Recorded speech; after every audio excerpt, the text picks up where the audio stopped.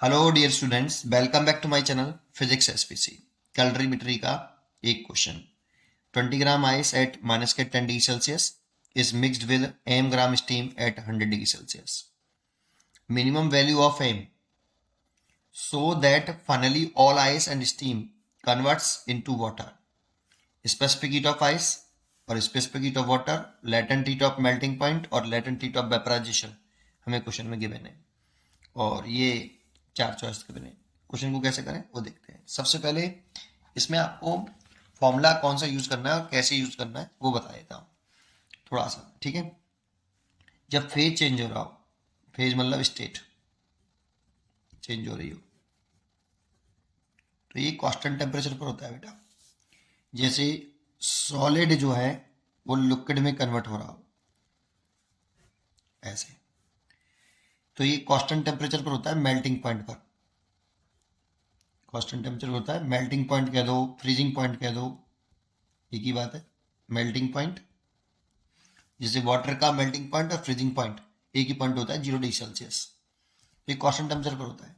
In case of water, in case of ice या water, जो melting point होता है या फ्रीजिंग पॉइंट होता है, वो टेम्परेचर उसमें 0 डिग्री सेल्सियस होता है और ये कांस्टेंट रहता है। तब ये हीट एनर्जी सॉलिड लिक्विड में कन्वर्ट होता है, हीट एनर्जी एब्जॉर्ब करता है, मतलब लेती है। आइस जो सॉलिड है वो हीट एनर्जी लेता है, कितनी, m into latent heat of fusion बोलते हैं इसको, ठीक है। और लिक्विड जब सॉलिड में कन्वर्ट होता है तो ये लिक्विड भी सॉलिड में तभी कन्वर्ट होता है मेल्टिंग पॉइंट पर। हर एक मेटल का मेल्टिंग पॉइंट अलग अलग होता है, लेकिन आइस और वाटर का 0 डिग्री सेल्सियस है ना। फ्रीजिंग पॉइंट भी बोल सकते हो आप इसको। इसमें हीट एनर्जी ये रिलीज करता है। जब लिक्विड सॉलिड में कन्वर्ट होगा ना तो लिक्विड हीट एनर्जी रिलीज करेगा। रिलीज्ड कितनी, मास into latent heat of fusion. ये तो फर्स्ट केस हो गया। और सेकंड केस है, अगर लिक्विड ले ले और ये कन्वर्ट हो रहा है स्टीम में या वेपर में, तब भी ये हीट एनर्जी एब्जॉर्ब करता है। Mass into latent heat of vaporization आता है बेटा इसमें। लेकिन ये भी कांस्टेंट टेम्परेचर पर होता है, लेकिन बॉइलिंग पॉइंट पर होता है बेटा। हर एक टेम्परेचर पर नहीं होता, केवल बॉइलिंग पॉइंट पर ही लिक्विड स्टीम में कन्वर्ट होगा। और इस समय हीट एनर्जी जो एब्जॉर्व कर रहा है वो m into latent heat of vaporisation होगा। Boiling point in case of water, in case of water जो बॉइलिंग पॉइंट होता है वो 100 डिग्री सेल्सियस होता है, और ये भी कांस्टेंट टेम्परेचर पर होता है ना।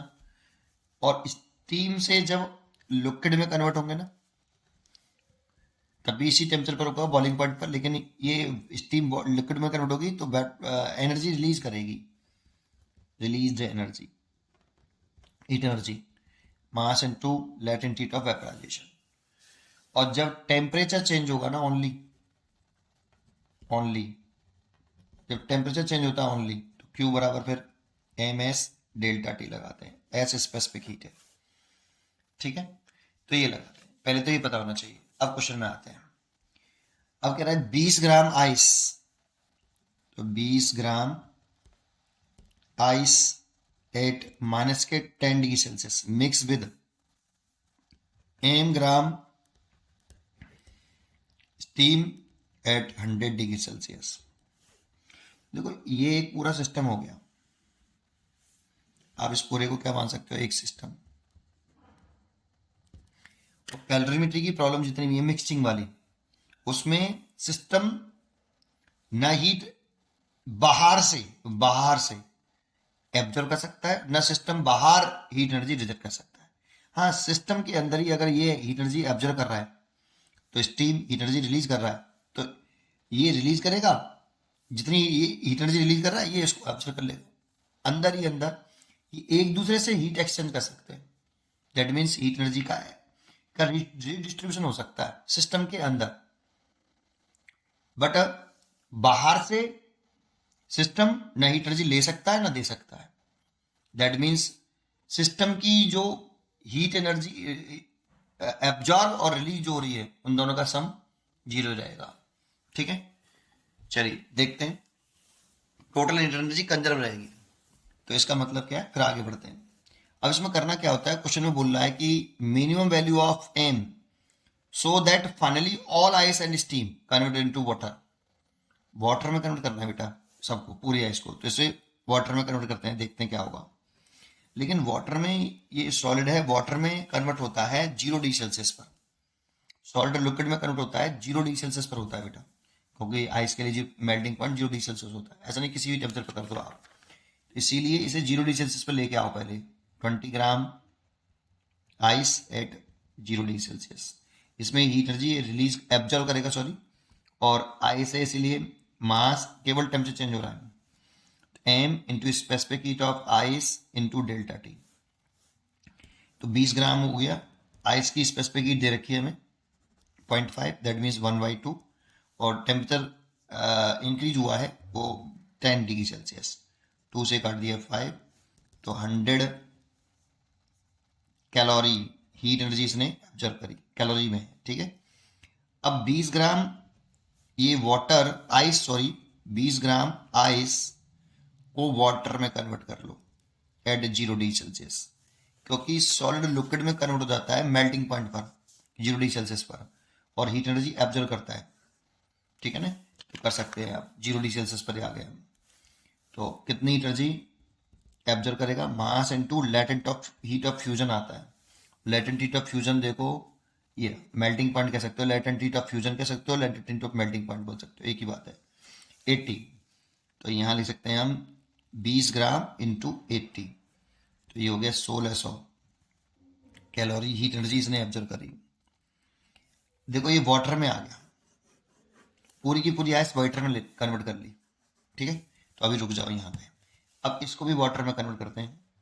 देखो ये आपका एम ग्राम स्टीम है एट 100 डिग्री सेल्सियस, तो 100 डिग्री सेल्सियस पर देखो पहले से ही ऑलरेडी बॉइलिंग पॉइंट पर, ये देखो दिख रहा है 100 डिग्री सेल्सियस, तो ये तो सीधी स्टीम लिक्विड में कन्वर्ट हो जाएगी इस वाले फॉर्मूले से। तो कर दो M gram water at 100 degree Celsius, temperature rise नहीं किया, सीधा स्टेट चेंज हो गया, तो ये वाला फॉर्मूला लगाएंगे। लेकिन स्टीम से वाटर आया है, वेपर से लिक्विड आया है, तो रिलीज करेगा एनर्जी। तो कितनी एनर्जी रिलीज करी, मास है आपका एम ग्राम, और लेटेंट हीट ऑफ वेपराइजेशन आएगा बेटा, तो M into latent heat of vaporization 540 calorie per gram है, तो इतनी कैलोरी हीट एनर्जी इसने रिलीज करी। अब यहाँ दो सिचुएशन हो सकती हैं।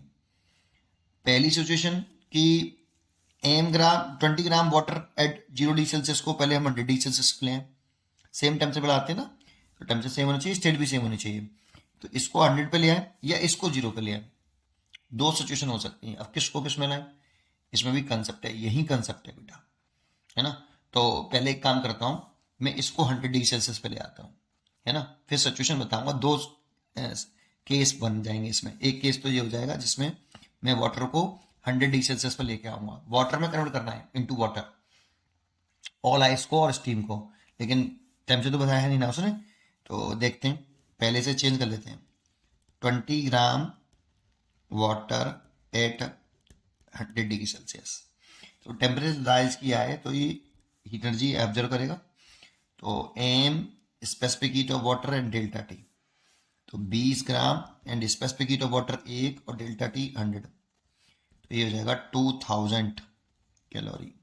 तो इस वाले सिचुएशन में अगर मैं 100 डिग्री सेल्सियस पे ले आया और ये भी 100 डिग्री सेल्सियस पे, देखो अभी भी, तो इधर कितनी हीट एनर्जी एब्जॉर्व हुई, हीट एनर्जी एब्जॉर्ब करी या कितनी निकाल लो पहले, 100 कैलोरी ये रही, 1600 कैलोरी ये रही, और 2000 कैलोरी ये रही, तो 2 और 3 16 36 37 3700 3700 कैलोरी हीट एनर्जी। इतनी हीट एनर्जी ये रिक्वायर्ड हीट एनर्जी होती है, इतनी हीट एनर्जी हमें चाहिए होती है, रिक्वायर्ड हीट एनर्जी इस आइस को चाहिए, क्या किस में कन्वर्ट होने के लिए, वाटर में। आइस अगर इतनी एनर्जी एब्जॉर्ब कर ली, मतलब ले ले, तो ये कन्वर्ट हो जाएगी किसमें, 20 gram water at 100 degree Celsius पर, में कन्वर्ट हो जाएगा। लेकिन इधर रिलीज कितनी करी है बेटा, release heat energy is equal to m into 540 calorie. That means ये अवेलेबल